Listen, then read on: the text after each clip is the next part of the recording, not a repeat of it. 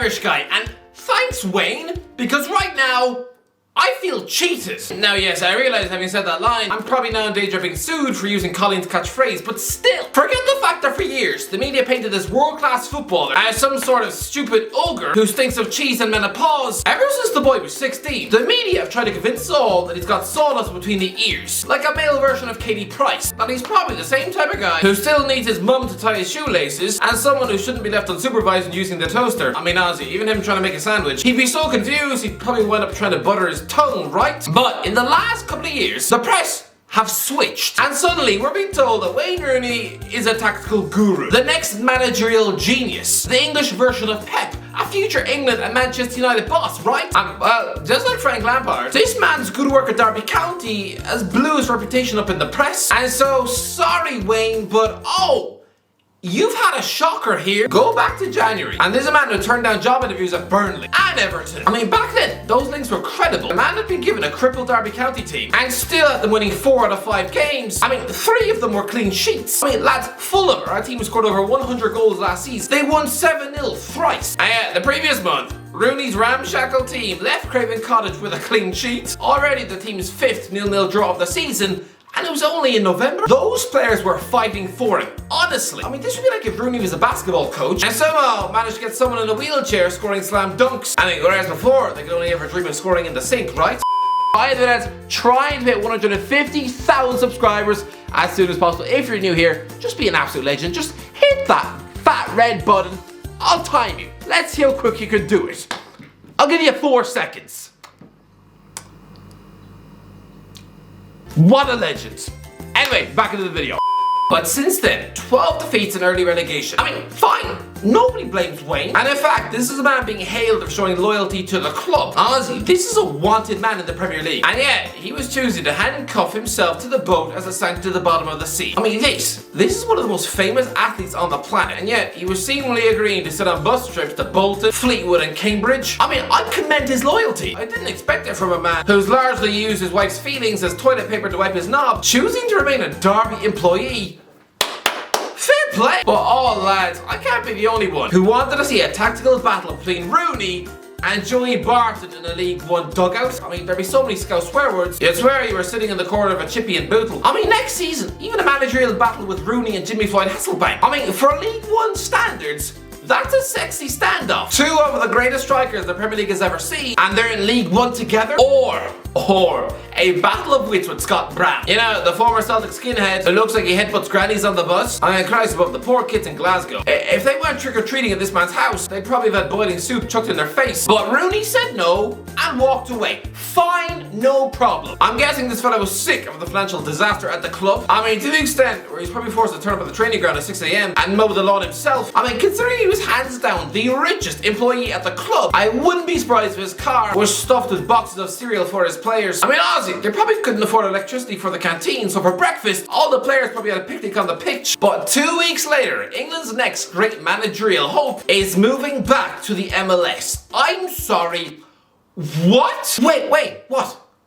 What are you doing? If he had played his cards right, he could have taken the Burnley job in May. Instead, that's been given to Vincent Kompany. The lads has basically been given a ticket back to the Premier League in 2023. Honestly, the double act with Kompany and Craig Bellamy. Good cop versus bad cop. One is a softly spoken yet fierce leader. The other is a snarling hyena who'd probably have no problem punching a child in the eye. But trust me, they're the next Taylor and Clough. I know. I'm acting like Rooney should regret missing out on Burnley, as if he's a child who's just been deprived of a trip to Disneyland. I know. For Manchester United and England's record goal scorer, football royalty, then Turf Moor doesn't really have much appeal. So this would be like me suggesting to Jennifer Lopez that she spend a year working the phones at Sports Direct and she'd probably immediately get sick in her lap. But still, Rooney, you could have just spent the year peering over Frank Lampard's shoulder at Everton. Even just turn up to a few matches at Goodison Park. I mean, without sounding like Obi-Wan, this man is the chosen one in Everton. So if the Toffees are struggling by November and the Sky cameras pick up Rooney wearing a hoodie and eating a pie in a Goodison box, I'm guessing they'll probably be enough to make the insecure Lampard go home and cry on the couch. Honestly, Rooney and Lampard look like 2 opposite personalities who I'm sure never said more than 7 words to each other in their decade in the England camp. Honestly, one is a highly intellectual bookworm who could have studied at top universities and probably spends his leisure time watching David Attenborough documentaries. The other one looks like a guy who spent in his mid-20s doing armpit noises on the bus. I mean, what would these two have to talk about? I mean, Lampard would try to get the conversation rolling about the literary themes of Dostoevsky, and Rooney would respond by asking his opinion on whether or not it's acceptable to wipe your snot on someone else's shoes. So Wayne, don't feel bad for taking his job. It's not like your mates. I think Rooney needed a top championship club this summer where he could try and get promoted. I mean, Blackburn just went left field and got John Del Thomas, someone I haven't thought about since 2004. It was just so maddeningly random. It'd be like going to McDonald's and trying to order a plate of barbecued squirrel. Very, very random.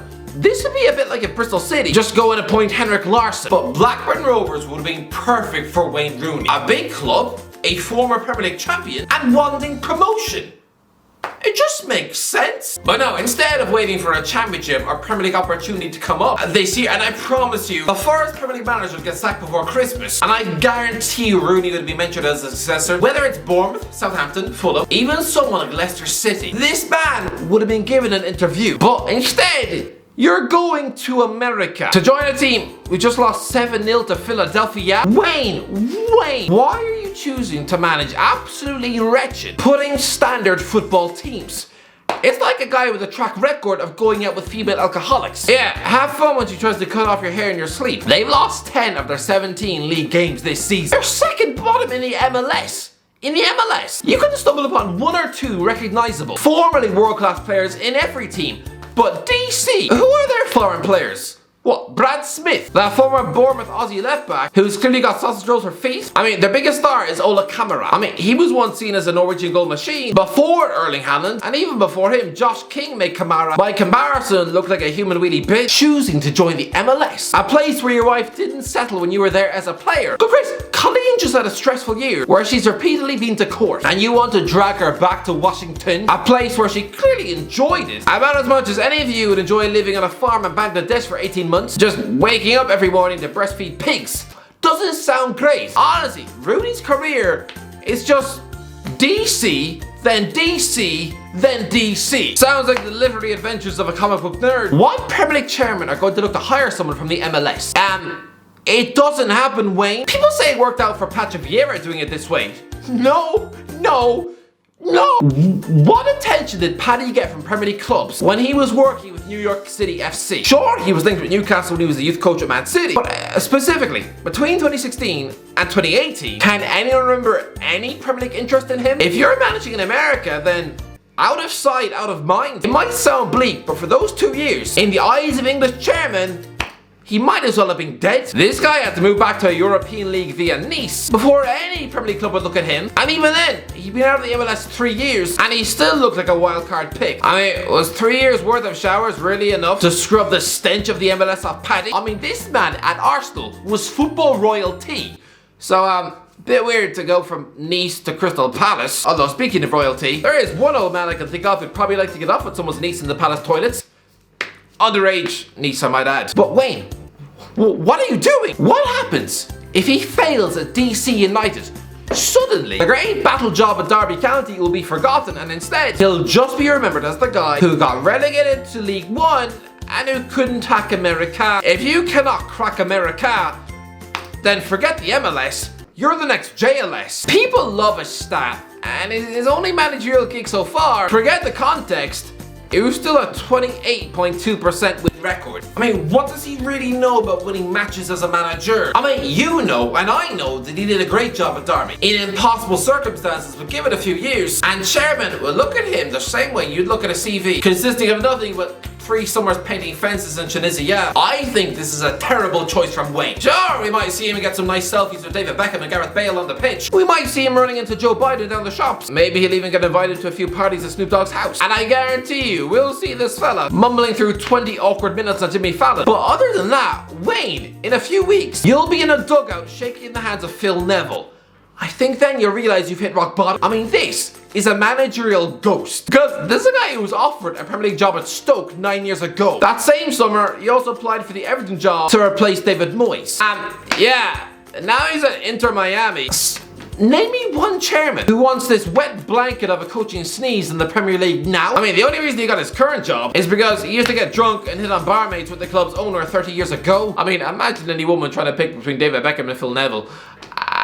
The MLS is a graveyard for managers' careers. Rooney will be the 5th current English boss in the MLS. But look at them, 2 of them, Neville and Nick Cushting. Their only prior experience was just coaching the women. Adrian Heath was just a caretaker Coventry coach in the mid-2000s, while Gary Smith was once sacked by Stevenage. Yeah, you're in a league with failed Stevenage coaches. Rooney does not belong with these misfits. I mean, the manager who's top of the league, his previous job was Barnsley. Nobody goes to this league and comes out with their reputation intact. It's a league which once gave John Carver a job. Rooney does not belong here. Maybe if he's taking a top job in the country, you know, a team fighting for their life, then maybe he could win a few league titles and get noticed. But tell me, who is noticing anything swimming at the bottom of the league? It's like trying to find your lunch at the bottom of a toilet. But while I'm on the subject, a quick final word on John Terry, who's told everyone on Instagram that he's retired as a coach. To me, what a shame. In my eyes, John Terry was always going to be the best English manager. One of the greatest captains in the Premier League history. I mean, this is a man who learned under Claudio Ranieri, Jose Mourinho, Carlo Ancelotti, Antonio Conte. All Premier League champions. Even the ones he didn't like, Phil Scolari and Rafa Benitez,